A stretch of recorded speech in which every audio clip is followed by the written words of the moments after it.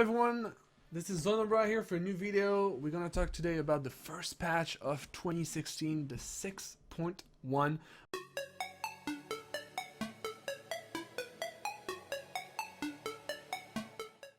We're just gonna go through the big points. This video is only gonna cover champion and items changes.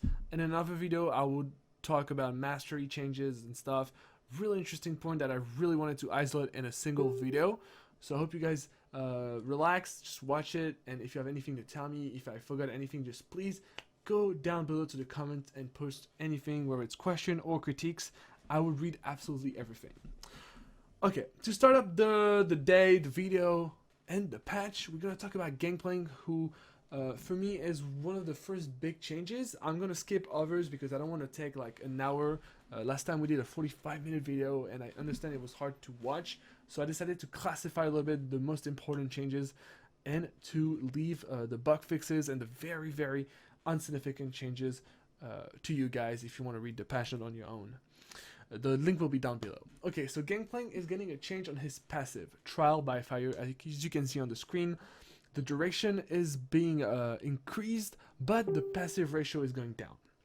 What it means is basically, Gangplank is a bully in lane. He can poke you with his pistols and his parlay, and for Riot, the passive was just too much. It's true damage, and every time you were playing against and you against a Gangplank and you were trying to get like a minion and you're a melee champion, he was just hitting you and doing a lot of damage to you, forcing you to invest in a lot of potion, and it was just very frustrating to play against Gangplank. So very well done, Riot, on this one. I totally agree about this change.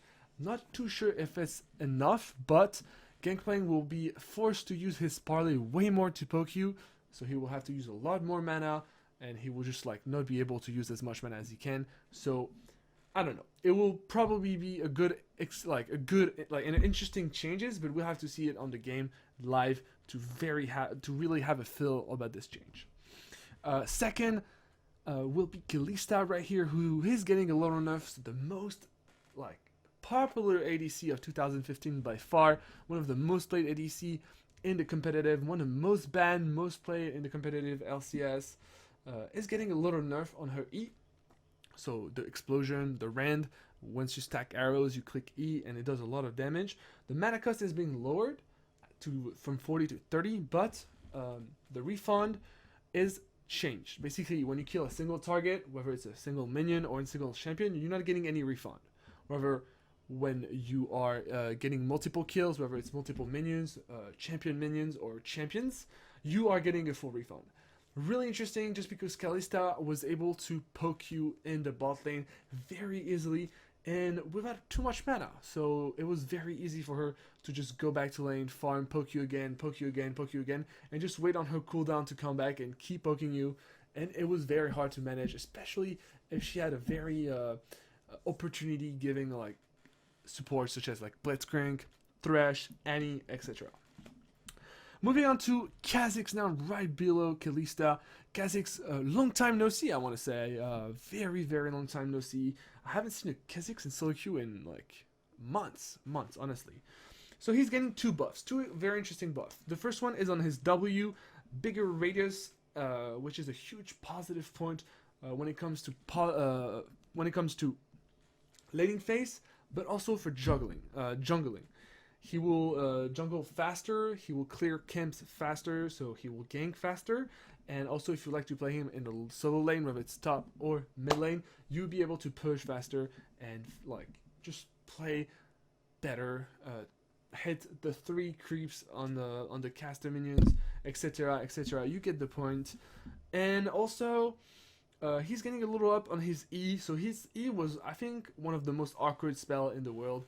The jump is so small, it was very hard for Kha'Zix to just get close and execute the champion that he wanted to kill, so like you probably had to use the flash.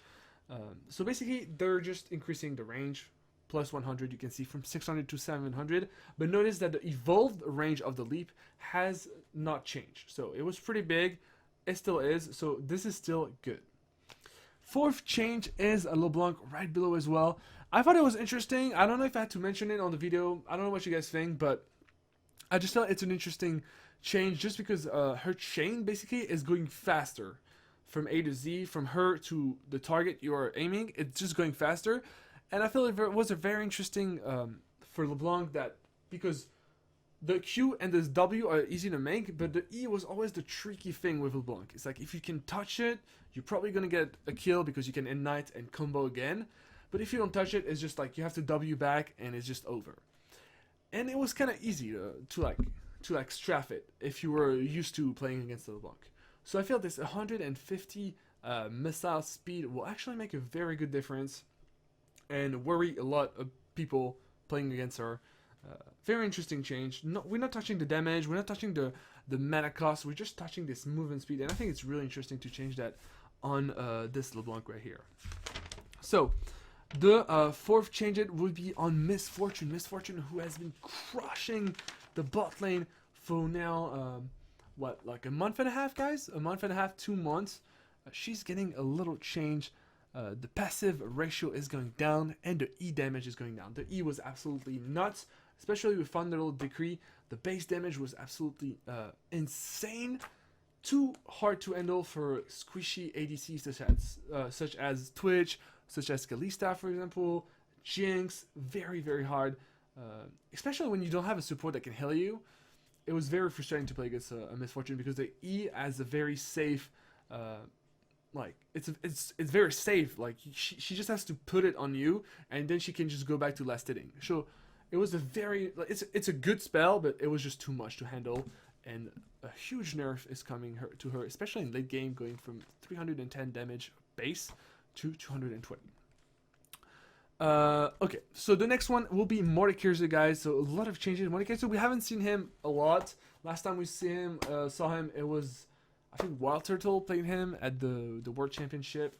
So basically, we're getting a little changes. The shield will take longer to decay from 1 to 1.5.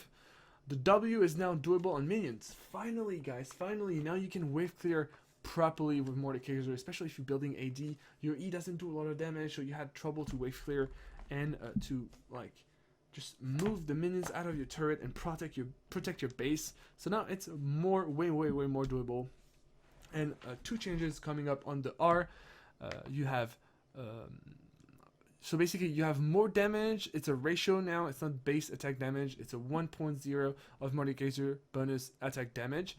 And also the damage over time is increased. Here we go. Next up will be Rumble. We haven't seen a Rumble change in a while, but it's for me one of the most impressive thing we had in a while on Rumble. So hear me out. First of all, the collision radius goes from 50 to 35, meaning that you are less sensitive to skill shots, and you're just like the champion is just smaller. Okay. Then the Q, so probably your main source of damage, the spells you use the most with Rumble. Flame Spitter is just like, the change is just amazing. The range is increased, going from 550 to 600, but the tick rate is reduced by like 2. It's divided by 2. It means that you do basically double the damage with the Q that you used to do.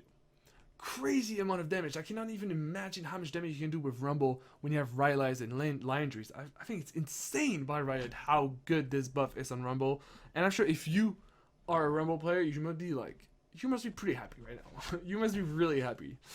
All right, moving on. We're just going fast. I don't want to waste time, you know, guys. Like, I know those videos are really long to watch. Trundle getting nerfed. Thank you so much. Trundle's so annoying. Whether it's in support, whether it's in jungle, or whether it's in bot lane, Trundle was just a pain to play against, and very well targeted changes. The Q spell doesn't work on tower. Huge problem. Trundle could just wreck your tower, and you had to TP in top lane. When he had like a little bit of damage, he could just wreck your tower, especially with Sheen.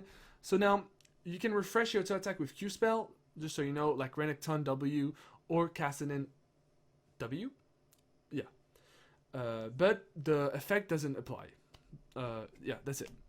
The E cost is going up, so the pillar, this is a huge nerf for support Trundle, just because Trundle was allowed to pop Pillar of Ice like this, and it was very annoying, just giving opportunities for the enemy ADC to poke you very freely, because when you have a pillar behind you, you kind of have to run. You can't just fight. You take too much damage from minions, and you kind of locked.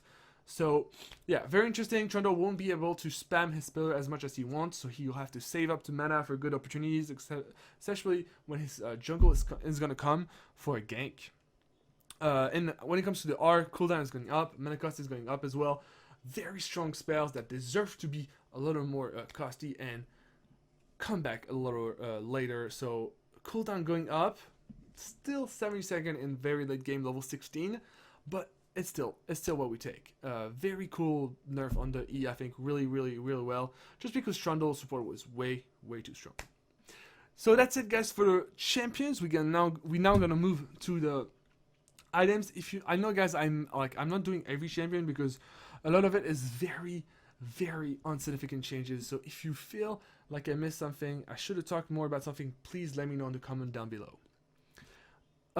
Moving on now to the items. We're getting a new item, guys, for the junglers. Enchantment Runic Ecos. Basically, guys, to make it very simple, it's a Ludens Eco for AP jungles. It gives you 60 AP, it costs 2,625 gold, and it will give you 10% movement speed.